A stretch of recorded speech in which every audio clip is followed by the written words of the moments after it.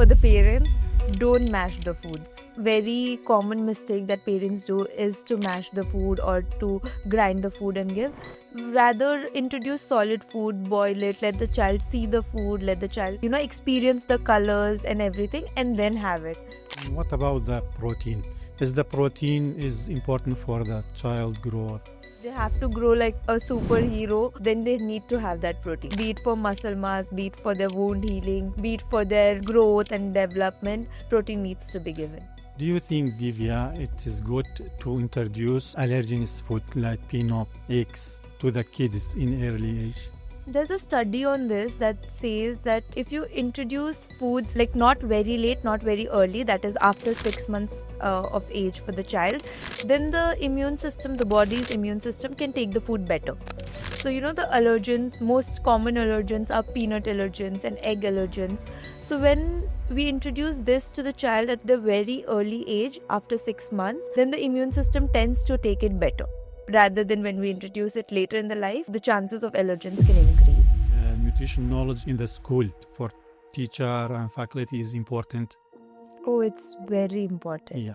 It's very important. I recently did 1 or 2 sessions with the school children's. I told in one session that I would want your short breaks to be of fruit.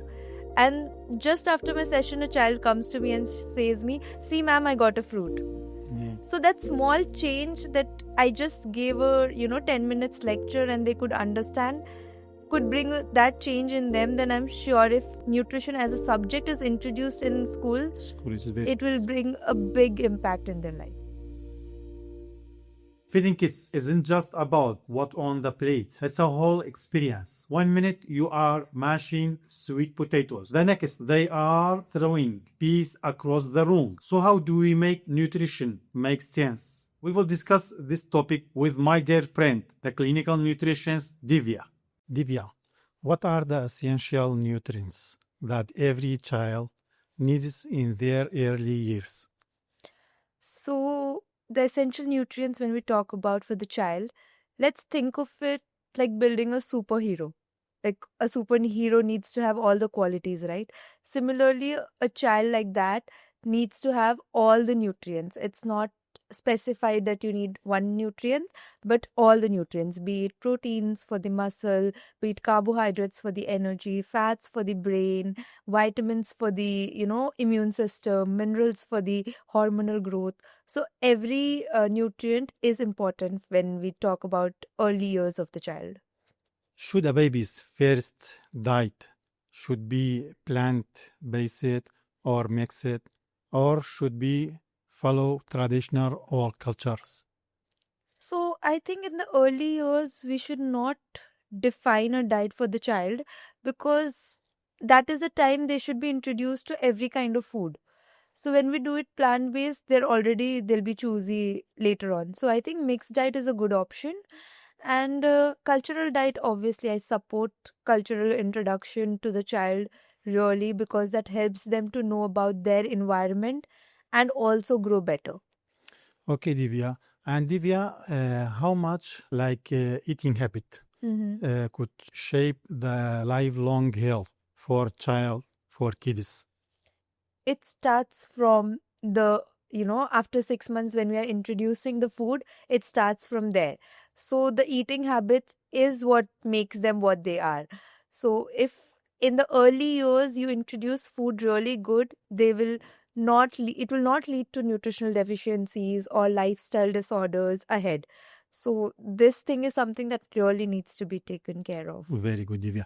Divya, as nutritionist, what you suggest, the breastfeeding, natural breastfeeding is good, or using the milk that fortified milk that we can find in the market? So, like first 6 months, breastfeeding without any doubt, because breastfeeding is the main source of every nutrient that the child needs, especially for the first 6 months.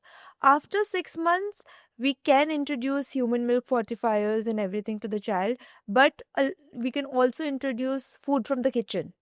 So it's said that the mother milk they don't have iron as much as, the human milk fortifier is fortified with iron. That's the difference. But initial 6 months consecutively breastfeeding is important.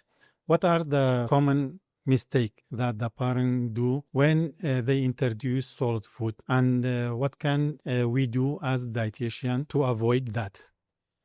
Let me break this into 2 points. So the first would be mashing the food. I think one thing that parents do is, since the child is not eating or not willing to eat that food, they mash the solid foods. When we mash it, the child is not able to, even identify what food the child is having. So one very common mistake that parents do is to mash the food or to grind the food and give. Rather, introduce solid food, boil it, let the child see the food, let the child experience the colors and everything, and then have it. And second, I would say screen. Screen. Yeah. So making them eat that food is for making them eat that food, they give them screen. To watch it, because when they're watching whatever is feeding, they don't know. In that way, they eat, but the parents don't try to understand that the child is not even being able to understand what they're eating. When they're watching the screen, their entire concentration is on the screen and not on the food that they are eating. So I think this is the second that needs to be changed. Ve- Not giving screens and sitting with the family, talking, enjoying the food. That could be done. Yeah, and not playing on the mobile. Not and playing on the mobile, Yes, okay. yes. Okay, Divya, it's okay if the parent or the family give the kids a little sugar or processing food. Once in a while, but then once in a while shouldn't mean too often. Yeah. It should mean once in a while.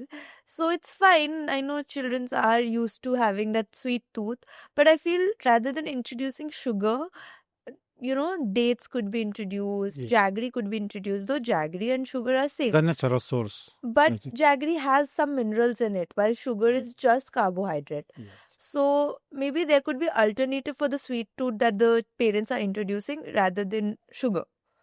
So the sweet tooth should not be ignored, rather a good alternative should be given. Okay, and what about the protein? Is the protein is important for the child growth, Protein for the health? Protein is the king of nutrients. Like Yeah.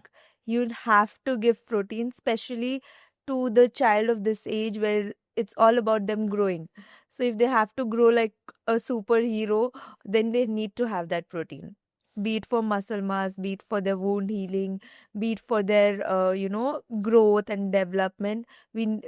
Protein needs to be given. Can you, Divya, mention a strong source of protein for vegetarian and for non-veg?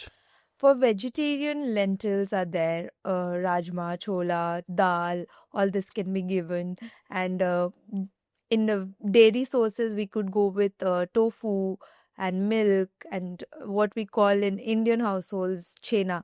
So that's a very good source of protein. And then sattu, it's a very good source of protein.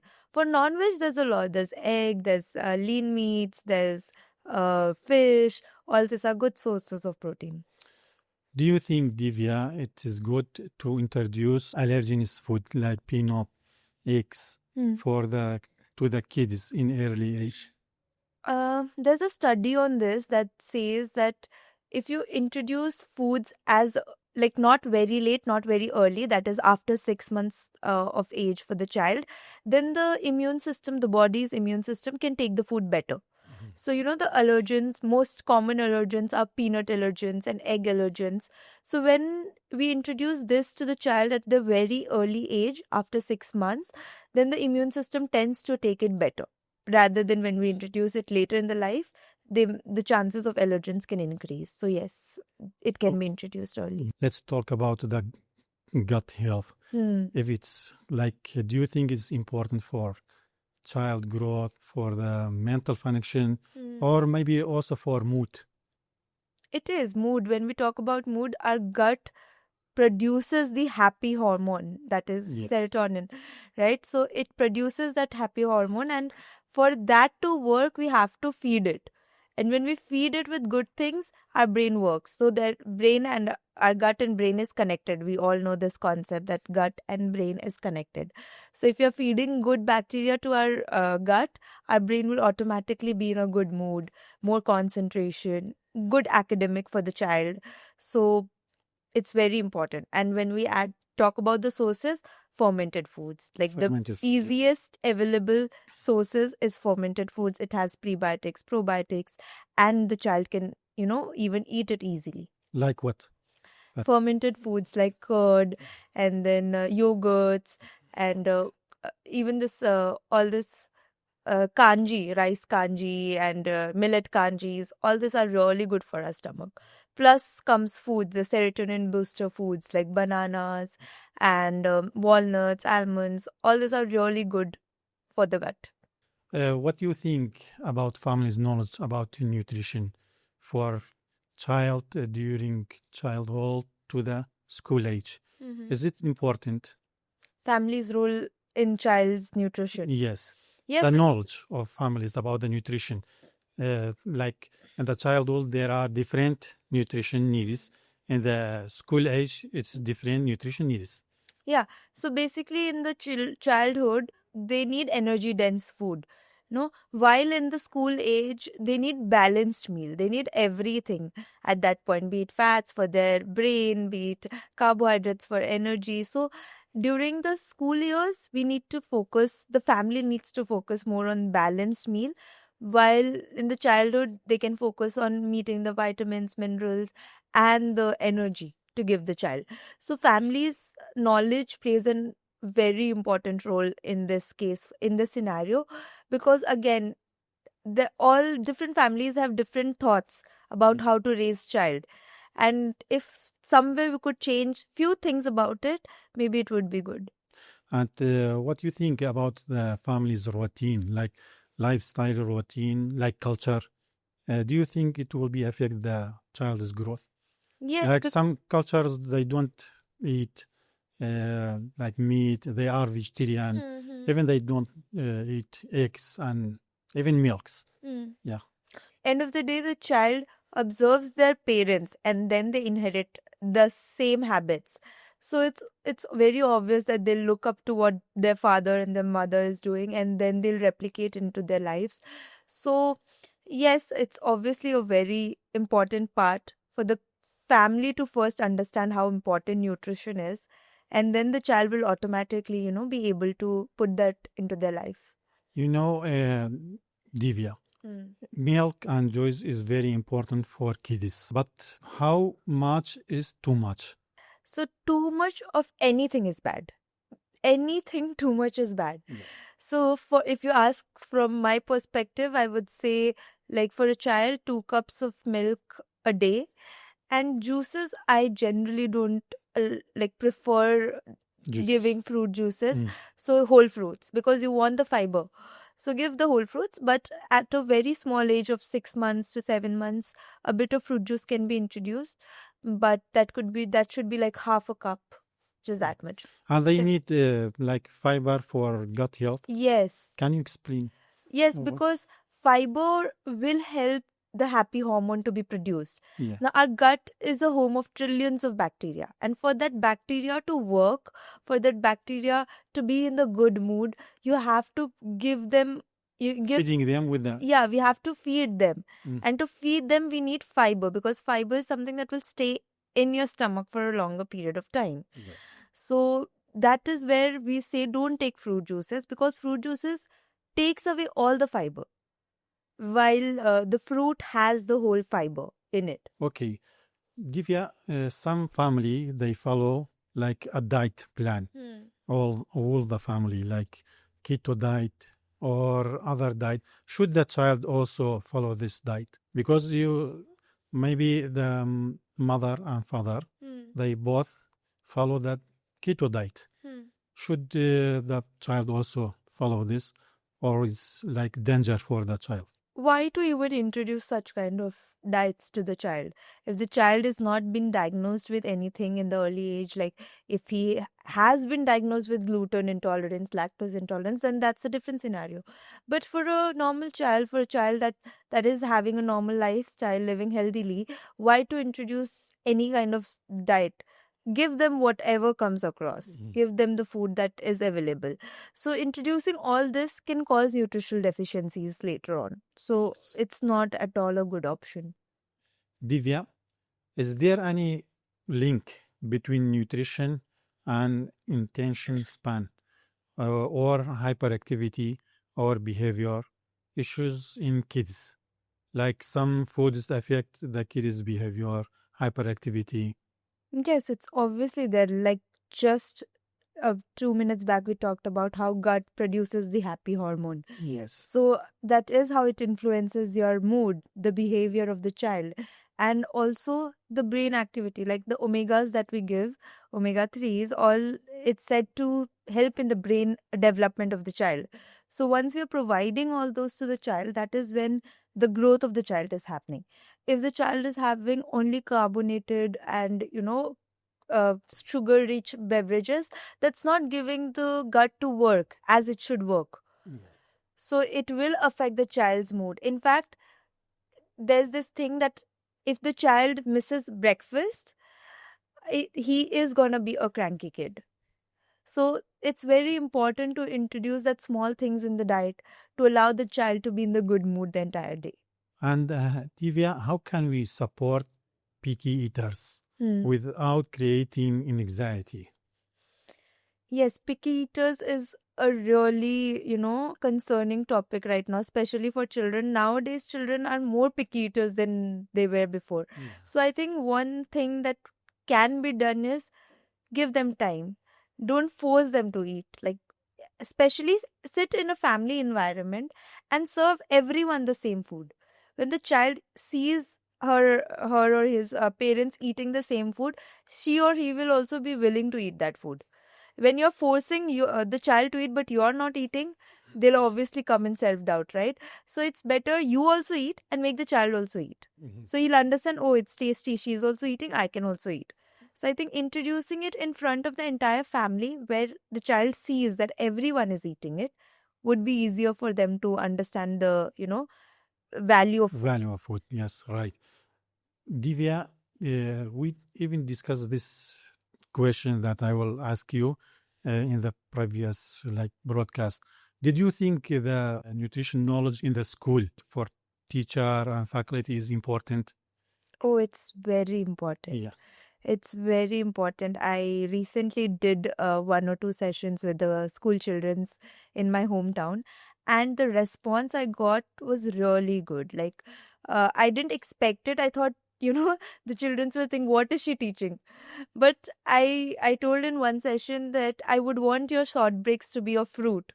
And just after my session, a child comes to me and says me, see, ma'am, I got a fruit. Yeah. So that small change that I just gave a 10 minutes lecture and they could understand could bring that change in them. Then I'm sure if nutrition as a subject is introduced in school, School is very, it will bring a big impact in their life. yes, right. And what about the in college, in university? Yes, actually, college, universities, I think there's a rule that near the college or university, in some area, junk foods are not Yes, I allowed. wanted to ask this also, yeah. Yeah. So there's this rule that in some, I don't know which kilometer, how much radius they have mentioned, but junk food shops or, this grocery shops are not allowed, which needs to be, I think, increased. Because even in universities, maybe junk food as packet is not introduced, but again, there are burgers, there are, carbonated beverages that are there. So this is a good initiative if it could be worked on more. Divya, what is your advice for kids? For kids and for their families? So I'll just give 3 advices. Yes. First, for the parents, don't mash the foods. Introduce the foods as solids to them. Let them enjoy the color, the flavor, the aroma of the food. The child would be more integrated to eat that food.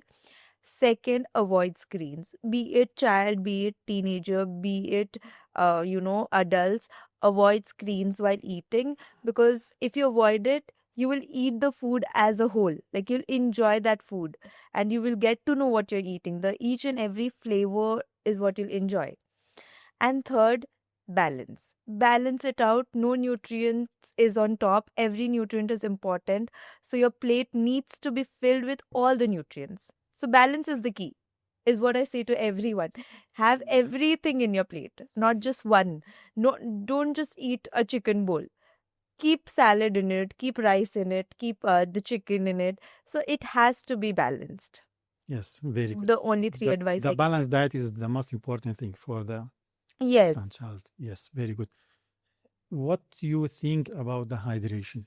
hydration. Yes. Yes, a Drinking water. very Yeah, important part. because this is also important. Yes, especially now that summers are coming. Yeah. We see in the assemblies, the child falling down. They all have this dizziness that happens. So, hydration is really important. At least 2 liters of water bottle. You need to drink it in the entire day. And I also advise that sometimes make it an alkaline water because that will give you the electrolytes also.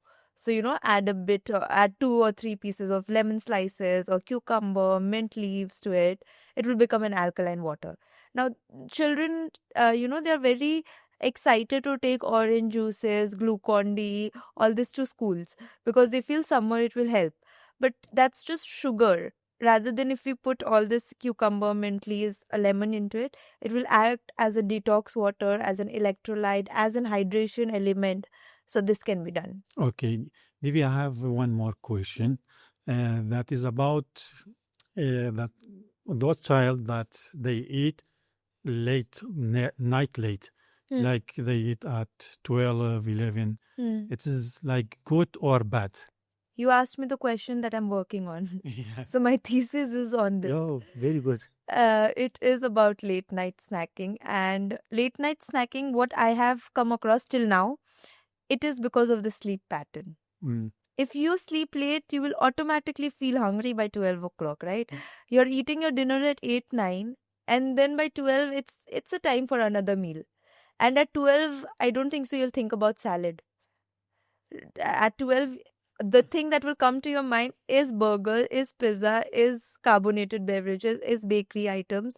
So if you can manage your sleep, if you could sleep after eating your dinner 2 to 3 hours, you just sleep, you can manage your night eating.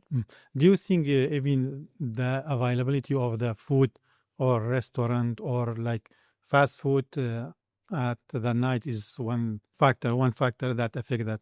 Yes. This. It's so easy that obviously everything is so easily available that you don't have to think twice. Yeah. While the place that I come from, everything is closed by 8, 9. So I am forced to sleep by 9. I'm forced to sleep by 10.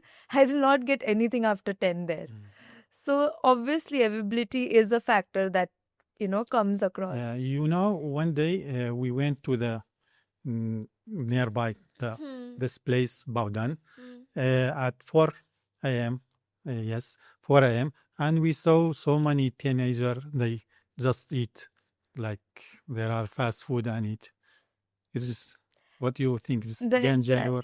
Yeah, it's not good because that is not the time period of eating. Our body works with the circadian rhythm. That is how the circadian clock, the earth clock works, is how our body works. And that is the time our body needs rest.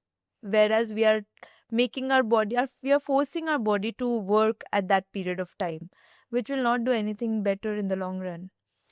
Divya, I am really happy to have you again in our broadcast in this interesting topic. Thank you very much. Thank you so much. You're welcome.